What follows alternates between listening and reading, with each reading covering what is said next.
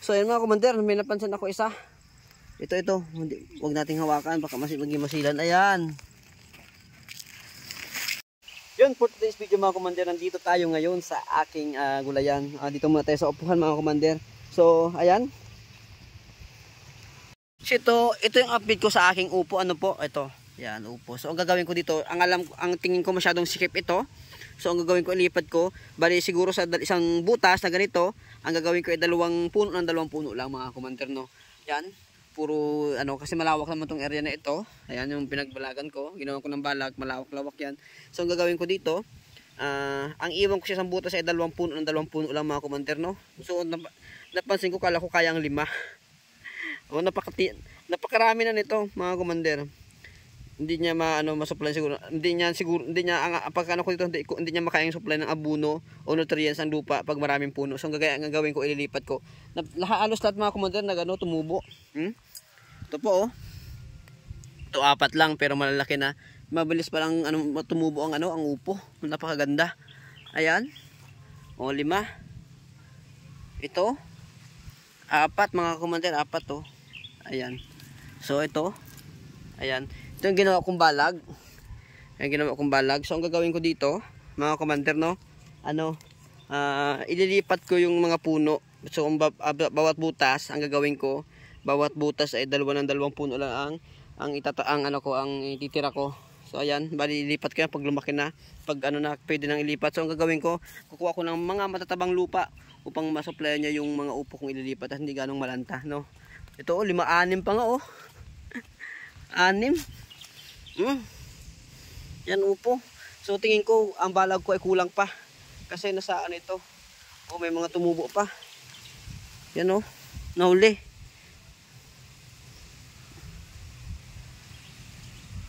Kumasira. Ayan. So ayan, punta naman tayo sa kalabasa. Punta naman natin yung kalabasa mga kakomander. So ayan, dito kasi sa akin, talagang mag-enjoy ka magulayan.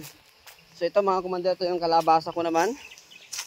Ito mga commander, 3 weeks na po ito. O mag 1 month, ganyan palang kalaki. Pero okay na rin yan mga commander, napakaganda.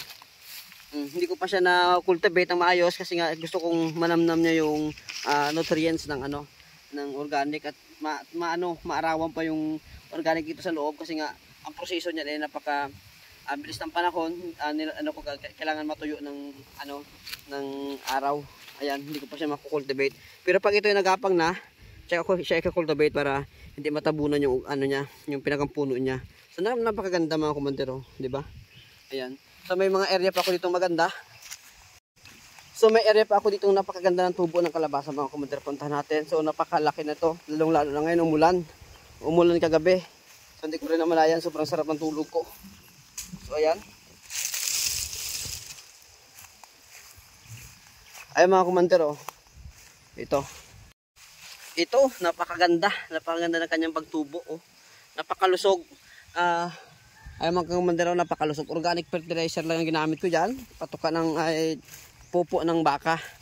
Ayan, oh, napapansin nyo, 'di ba? Bali 1 month na siya ngayon.